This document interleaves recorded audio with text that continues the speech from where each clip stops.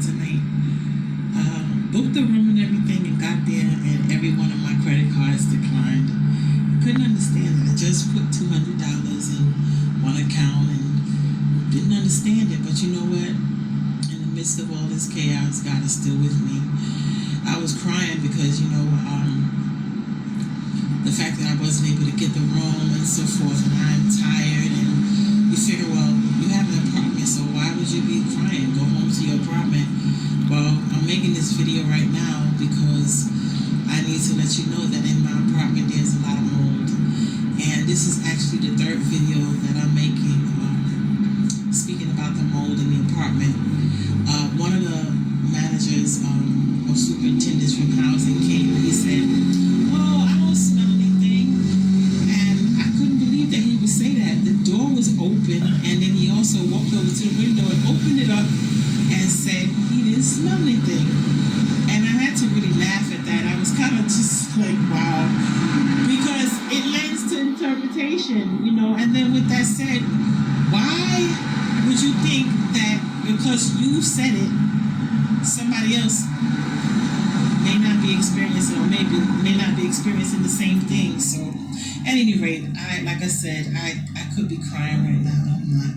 And I thank God because I got my focus back. My focus is back on Him. I sat there for a while, and I'm down here by the Hudson River, and it's late. And God takes the foolish things to confound the wise. So to some people, it's foolish. Go back and smell that mess in your house and let it get absorbed in your skin and all that and the whole nine. I'm like, no, I'm going to sit out here for a while until God speaks. And you know what? He spoke. And He told me go home. And He also gave me something that I could do to help the situation, which is I have some weather stripping, I think it is. So I'm going to put that around my door. And hopefully that smell won't permeate my room at all until, I can do something else. And I've been going to Poughkeepsie, staying in Poughkeepsie at a hotel out there, Courtyard by Marriott, which is a fabulous place. I've stayed at the Aloft by Marriott, and also in Pennsylvania, Philadelphia. I have been all over the place. And it's been a journey, and I'm going to tell you, like I said, some people might say, well, why don't you just go home? But I think that with this whole journey thing, God was involved in it. He wanted me to see some things, and I'm not homeless. I have a home, but there's homeless people out here, and you'd be surprised, laying right in the street, just a few feet from the Aloft, you see someone homeless. Down by the Hudson River here on 125th Street, you see someone homeless, laying on a bench with their bike, and you just see so many different things. And in Poughkeepsie, I was really surprised. I got off the train like really late, like 3 o'clock in the morning, because I needed to be out there. I needed to have some peace of mind. And I took a chance and went out there knowing that, there wasn't a room available for me, but I went anyway, and God worked it out.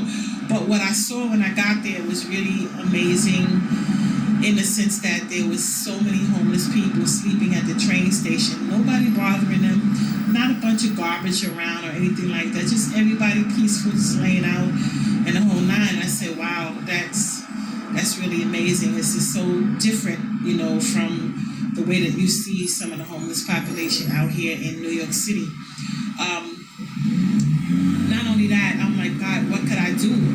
Because, we walk around, sometimes we take for granted the fact that we have a home, we have some place to lay our head, a bed, and a place to shower, and all of that, and then we look at somebody, it's like, wow, I feel bad for them.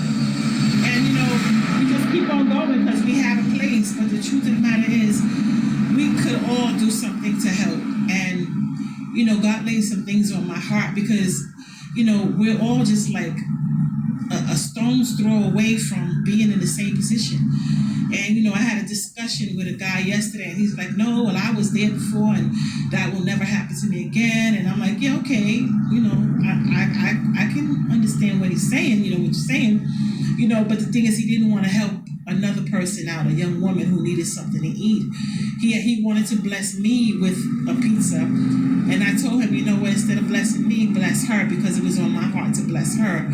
And he didn't want to humble himself to do that because he felt like, well, you look like somebody with money, or, you know, I know you're going to be something, and da da da da. And yes, he's absolutely right.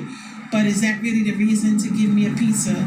You know, knowing that there's somebody right here standing on the sidewalk, you know, who's disheveled and, you know, just hungry, you know, just needed somebody to give them some attention. And he was like, no, I'm not doing it. And I said, okay, fine. We had a nice long discussion about it.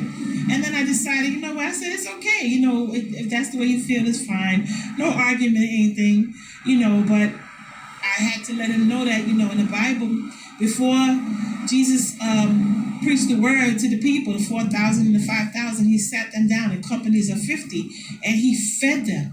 So to me, you know, what I get from that is the way to a person's heart, you know, to their soul, and just to be able to connect with them is to feed them naturally, and then you can easily feed them spiritually.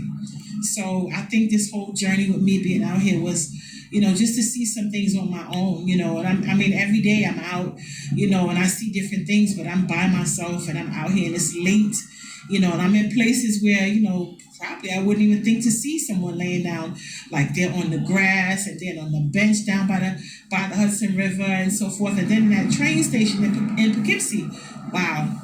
So it was really enlightening for me. And I just want to say to all of you out there, you know, don't think that you are too grand, that you could never be in that position.